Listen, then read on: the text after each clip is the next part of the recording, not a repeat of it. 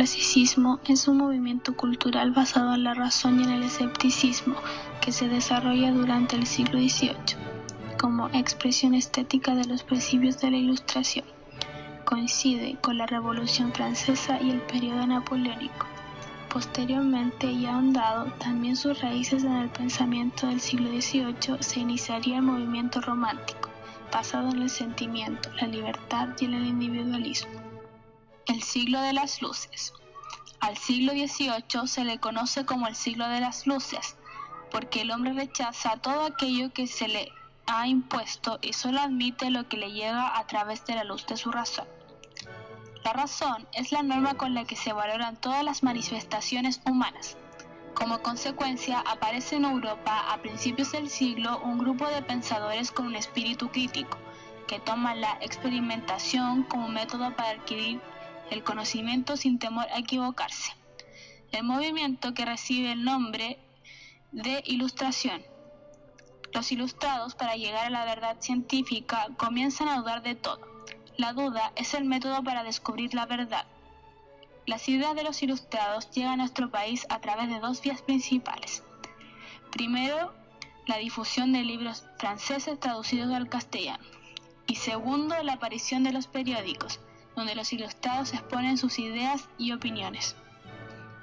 Contexto cultural. La influencia de la Ilustración francesa llega a través de la corte real. Los monarcas se convierten en protectores de las artes y de las letras. Reflejo de esta preocupación cultural son las numerosas instituciones que, a imitación francesa, se crean en nuestro país durante el siglo de las luces. La Real Academia Española, inaugurada por Felipe V en 1713. Su primer presidente fue el Marqués de Villena, don Juan Manuel Martínez Pacheco. La finalidad de la Academia es velar por la pureza del idioma. De aquí su lema sea limpia, fija y da esplendor. Actualmente los académicos se reúnen todos los jueves y entre las publicaciones más importantes se encuentran la gramática, la ortografía y el diccionario. Biblioteca Nacional. Fue fundada en 1712 por Felipe V, con libros de antiguas bibliotecas y colecciones que el rey trajo de Francia. Las bibliotecas reciben un ejemplar de todos los libros que se publican en España.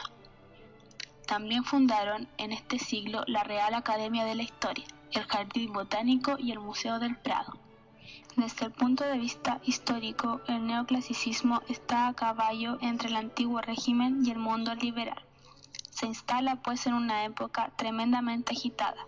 Compartió escenario con las guerras que en el siglo XVIII libraron las monarquías europeas por la hegemonía, con el nacimiento de Estados Unidos y con la Revolución Francesa y las guerras napoleónicas. Políticamente, el arte neoclásico se alinea con las fuerzas de cambio que destruyeron el antiguo régimen. Literatura en lo neoclásico. Se considera a los escritores griegos y latinos como un modelo a imitar.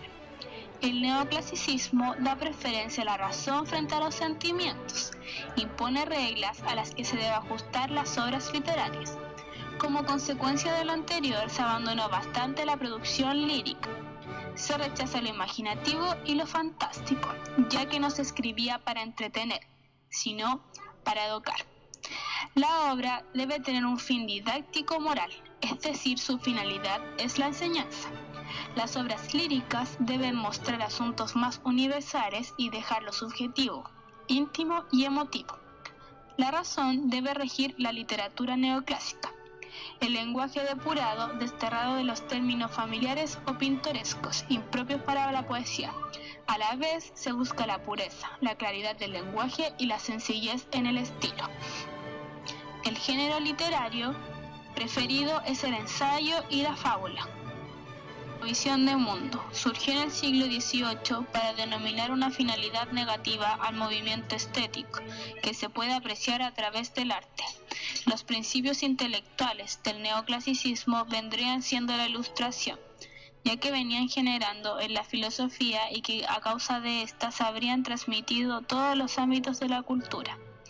Hasta la caída de Napoleón, los artistas de aquel entonces no tardaron en cambiar sus ideas hacia el romanticismo. Por ende, el neoclasicismo fue abandonado poco a poco.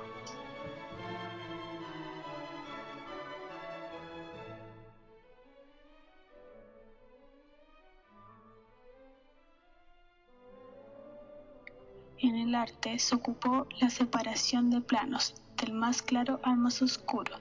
Es lo más relevante de este arte, ya que los colores no eran muy llamativos, al contrario, también usaban formas geométricas y todo se centra en un solo punto.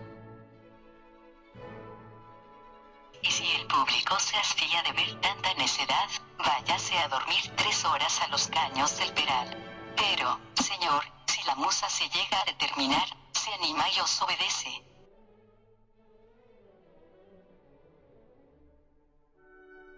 Apenas, Fabio, lo que dices creo, y leyendo tu carta cada día más me confunde cuanto más la leo.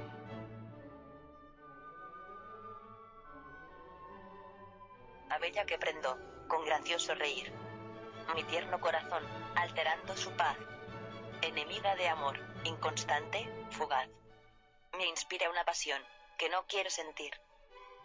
La visión de mundo surgió en el siglo XVIII para denominar una finalidad negativa al movimiento estético, que se puede apreciar a través del arte. Los principios intelectuales del neoclasicismo vendrían siendo la Ilustración, ya que venían generando en la filosofía y que a causa de esta se habrían transmitido todos los ámbitos de la cultura. Hasta la caída de Napoleón, los artistas de aquel entonces no tardaron en cambiar sus ideas hacia el romanticismo. Por ende, el neoclasicismo fue abandonado poco a poco. En síntesis, el neoclasicismo da preferencia a la razón frente a los sentimientos, impone reglas a las que se debe ajustar las obras literarias, proclama la vuelta a las formas de la antigüedad, porque son las más racionales, porque se quiere volver al verdadero estilo universal. La literatura se originó a un público más amplio, planteándose como instrumento social. El aumento de número de lectura, especialmente entre la burguesía. El espíritu crítico y el afán didáctico impregnan los géneros tradicionales y formarán el desarrollo de otros, como el ensayo, que permite la divulgación del pensamiento ilustrado, o la fábula.